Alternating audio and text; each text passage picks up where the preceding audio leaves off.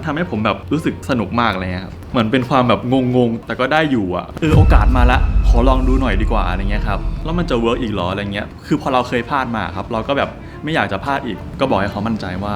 ผมจะทำให้ได้เหลือรอดูอยู่คนนึงมีคนนึงเสียไปแล้วเสียระหว่างที่ผมกำลังแบบเวิร์กช็อปอยู่อะไรเงี้ยก็เลยไม่แน่ใจว่าเขาจะรับรู้หรือเปล่าแต่ก็ขอให้เขารู้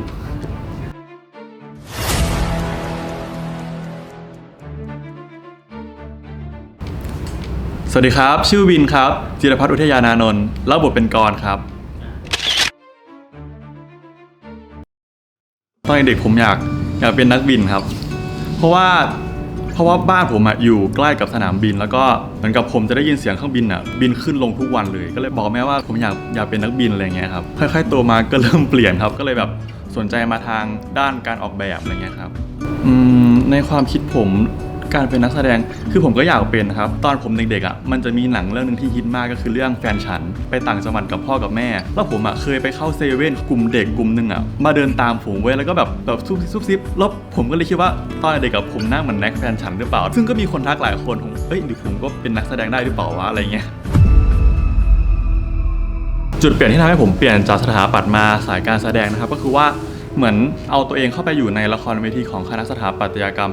ทั้ง3 ปีเลยทำให้ผมแบบว่าเหมือนกับได้ซึมซับการแสดงแต่ไม่ถึงกับขั้นที่เป็นแบบว่าเป็นเด็กแคสงานอะไรเพราะว่าผมอยู่ต่างจังหวัดแล้วมันก็ค่อนข้างที่จะแบบยากอะไรเงี้ยครับผมพยายามขวนขวายทางนี้มานานแล้วประจวบกับว่าแบบโอกาสมาละขอลองดูหน่อยดีกว่าอะไรเงี้ยครับ IG ของก๊อปทักผมมาแล้วก็คือผมมีความลังเลแหละเพราะว่าคือก่อนหน้านี้ผมเคยแคสงานอะไรมาแล้วผมรู้สึกว่า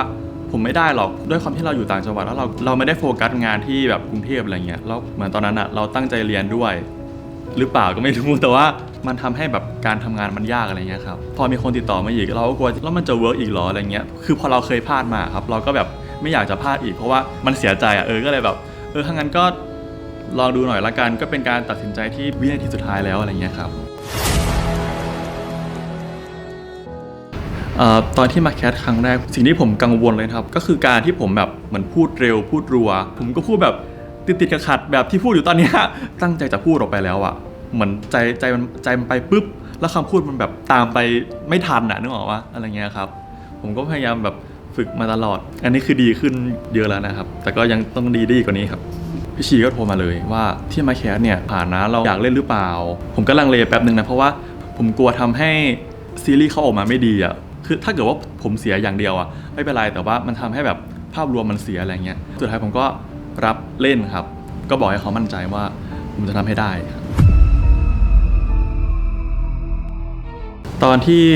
ครั้งแรกที่ผมได้รู้ว่าเล่นใช่ไหมครับก็จะยังไม่บอกแม่จะยังไม่บอกที่บ้านเลยเพราะว่าอยากบอกเขาทีนึงตอนที่แบบมันใกล้ออนแอร์แล้วอะไรเงี้ยครับตอนนั้นแม่ชวนให้กลับบ้านเพราะว่าอยากให้ไปเยี่ยมยายที่บ้านอะไรเงี้ยครับแต่ว่าผมบอกว่าไม่ได้ติดเวิร์กช็อปอยู่แบบเวิร์กช็อปอะไรเนี่ยเดี๋ยวจะมีซีรีส์เดี๋ยวจะเล่นซีรีส์แล้วนะอะไรเงี้ยทุกครั้งที่ผมเล่นละครเวทีที่คณะ3 ปีเนี่ยเขาจะขับรถจากอุบลมาดูที่ขอนแก่นตลอดก่อนหน้านี้ที่ผมเกือบจะได้เล่นซีรีส์เรื่องนึงเขาก็ดีใจมากๆแต่สุดท้ายก็ไม่ได้เล่นอะไรเงี้ยครับพอมามีเรื่องนี้เขาก็เลยเหมือนกับว่าแบบมันคาดหวังด้วยอะไรเงี้ยครับคุณแม่กับคุณยายก็อวยพรเขาว่าขอให้มันแบบประสบความสำเร็จให้เราตั้งใจทำให้ดีเพราะโอกาสมันมาถึงแล้วอะไรเงี้ยครับไม่ใช่ทุกคนที่แบบจะได้โอกาสเหลือรอดูอยู่คนนึงมีคนนึงเสียไปแล้วเสียระหว่างที่ผมกำลังแบบเวิร์กช็อปอยู่อะไรเงี้ยผมก็ไม่รู้ด้วยซ้ำว่าแบบตอนที่ผมได้เล่นที่ผมบอกแม่ผมไปแล้วแม่ไปบอกยายยายแบบรับรู้หรือเปล่าเพราะว่าตั้งแต่ตอนนั้นยายก็แบบนอนติดเตียงแล้วอะไรเงี้ยครับก็เลยไม่แน่ใจว่าเขาจะรับรู้หรือเปล่าแต่ก็ขอให้เขารู้เขาก็คงดีใจมากเขาคงแบบภูมิใจในตัวหลานเขามากเอาจริงๆแล้วทั้งพี่สาวผมแล้วก็ผมเหมือนจะได้เลือดความเป็นนักแสดงมาจากเขาเพราะว่าคุณยายเป็นคนชอบร้องเพลงมาก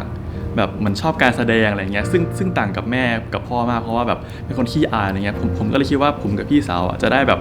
เลือดส่วนนั้นมาจากยายที่ผมคิดอย่างนี้เพราะว่าคือผมมันจะได้ยินยายร้องเพลงออกมาจากห้องน้ำตอนเด็กๆตลอดผมแบบซึมซับมาทั้งผมทั้งพี่สาวผมเลยอะไรเงี้ยแล้วก็มันเหมือนคุณยายจะชอบไปที่คาราโอเกะชอบพาผมไปด้วยซึ่งผมมาโตแล้วนะโตประมาณแบบโตประมาณแบบมัธยมครับเขาก็จะลากผมไปด้วยอยู่กับแบบแก๊งเพื่อนของเขาที่แบบแก๊งรวมกันคืออายุเป็นพันเลยประมาณนี้อยู่ที่โรงแรมก็แบบไปกินบุฟเฟ่จะผัดกันขึ้นไปร้องเพลงคนละที2 ทีอะไรเงี้ยซึ่งผมก็ไปนั่งฟังไปนั่งดูกับเขาอะไรเงี้ยครับ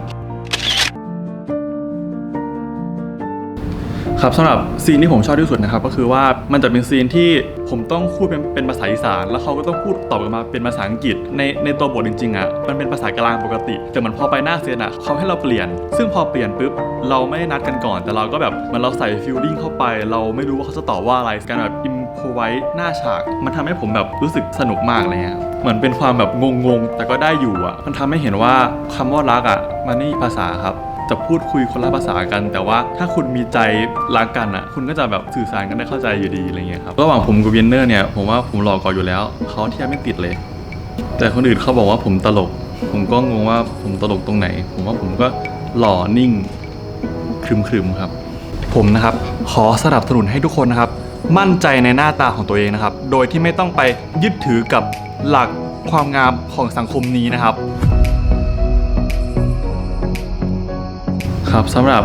ผลงาน Wall of Wine นะครับก็เป็นผลงานซีรีส์ชิ้นแรกของผมเลยนะครับมีทั้ง acting เต้นร้องเพลงซึ่งผมเพิ่งแบบเคยทำหมดเลยผมอยากให้ทุกคนแบบให้โอกาสผมให้โอกาสทุกคนในเรื่องนะครับมันอาจจะไม่ได้ดีมากแต่ว่าพวกผมใช้เวลากับการเรียนครั้งนี้เยอะมากๆแล้วก็อยากให้ทุกคนเปิดใจครับถ้าทุกคนได้ดูตั้งแต่ต้นจนจบนะครับสิ่งที่ทุกคนจะได้เลยก็คือว่าวงการบันเทิงเนี่ยส่วนหนึ่งแล้วเป็นยังไงบ้างได้ครบทุกรสเลยครับไม่ว่าจะเป็นสุขเศร้าตลกหรือว่าแบบโมโหอะไรเงี้ยผมว่าทุกคนน่าจะได้แบบได้ครบรสเลยครับฝากทุกคนติดตาม Wall of Wine ตอน Viral ด้วยนะครับทุกวันอังคาร 3 ทุ่มตรงทาง AIS Play เท่านั้นนะครับขอบคุณครับ